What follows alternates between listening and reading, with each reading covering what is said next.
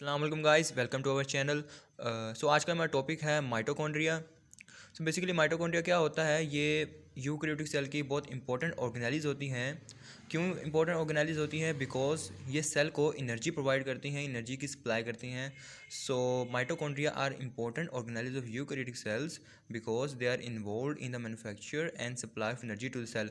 अब इस प्रॉपर्टी की बिना पर हम इनको एक नाम देते हैं। वो नाम क्या है? They are known as power houses of the cell.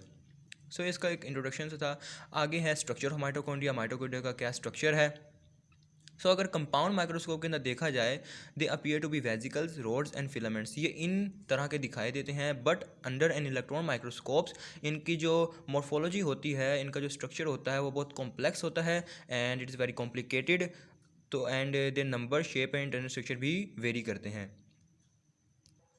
अब अगर माइटोकॉन्ड्रियन जो कि सिंगुलर है एंड माइटोकॉन्ड्रिया प्लूरल है। माइटोकॉन्ड्रियन जो होता है, it is bounded by two membranes. जो आउटर मेम्ब्रेन होती है, it is smooth, while the inner membrane it forms in folding. तो मैंने कहा जो इनर मेम्ब्रेन होती है, इट फॉर्म्स इन फोल्डिंग। अब इन फोल्डिंग्स को हम क्रिस्टी का नाम देते हैं। सो नेक्स्ट जो हमारा स्ट्रक्चर है वो है the mitochondrial membranes are in similar in structure to other cell membranes. अब एक माइटोकॉन्ड्रिया के पास अपना डीएनए भी होता है एंड अपना राइबोसोम्स भी होते हैं।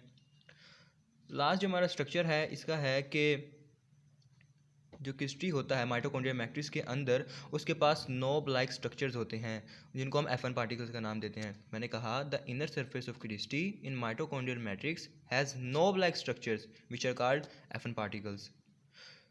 तो ये हमारा स्ट्रक्चर था। नेक्स्ट जो हमारा फंक्शन है, तो फंक्शन स्टार्ट करने से पहले मैं एक चीज़ शेयर करना चाहता हूँ कि अगर आपने मेरी पहली वीडियोस देखी हैं, तो कोई भी अगर कोई क्वेश्चन अटैम्प्ट करते हैं तो आप देखें कि उनके अंदर कुछ वर्ड्स होते हैं किसी पॉइंट्स में, कोई हेडिंग में या किसी भी पैराग्राफ के अंदर वो कुछ पॉइंट्स होते हैं जिनको बोल्ड करके लिखा जाता है। आप भी ट्राई किया करें, उसको इस अंदाज में लिखा करें कि दूसरे वर्ड्स के कंपैरेटिवली वो बोल्ड नज़र आएँ, वो डोमिनेंट नज़र आएँ।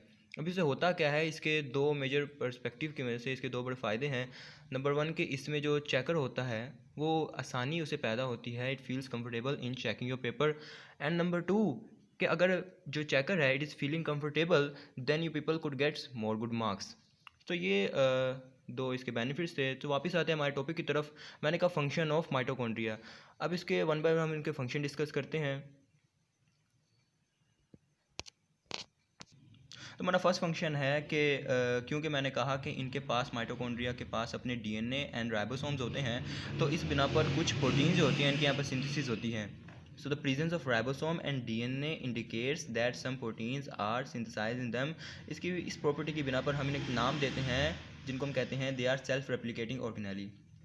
नेक्स्ट जो हमारा फंक्शन है कि mitochondria matrix contains in it a large number of enzymes, coenzyme, organic and inorganic salts which help in several metabolic processes like Krebs cycle, aerobic respiration, fatty acid metabolism। मैंने कहा कि जो mitochondrial matrix होती हैं उसके अंदर four चीज़ें जो होती हैं, चार चीज़ें प्रेजेंट होती हैं। सबसे पहले एंजाइम्स होते हैं, coenzyme, organic and inorganic salts होते हैं। ये क्या करते हैं? ये उसमें होने वाली जो मेटाबॉलिक प्रोसेसेस हैं, ये जो मेटाबॉलिक प्रोसेसेस इनमें इनको हेल्प करते हैं। नेक्स्ट जो हमारा पॉइंट है कि इन मेटाबॉलिक प्रोसेसेस से हासिल होने वाली जो हमारे पास फूड है उसमें से हम एनर्जी एक्सट्रैक्ट करते हैं। तो मैंने कहा as a result of these metabolic processes the energy extracted from the organic food, और उस एनर्जी को जो है उस फूड को क्या कहते हैं, is transformed into energy rich compound ATP, उसको एटीपी में कन्वर्ट किया जाता है। अब एटीपी का क्या करता है? The ATP then provides energy to the cell on demand. Cell की डिमांड पे आगे एनर्जी प्रोवाइड करता है। लास्ट जो हमारा फंक्शन है वो है the spent energy which is in the form of ADP is reunited by the mitochondria into ATP. उस एडीपी को एटीपी में कन्वर्ट करने का जो भी सिस्टम है वो भी माइटोकॉन्ड्रिया करता है, वो भी इसका फंक्शन है।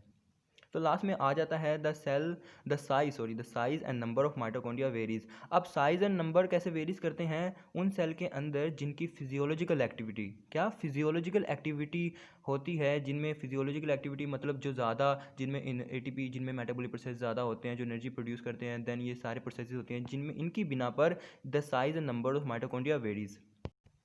सो आगे इसकी माइटोकॉन्ड्रिया की एक डायग्राम है जिसमें इसके स्ट्रक्चर जो हैं वो यहाँ पे शो हो रहे हैं। सो ये गाइस आज का ये हमारा टॉपिक था माइटोकॉन्ड्रिया के बारे में, and I am hoping that you people would like the video, and अल्लाह हाफिज़।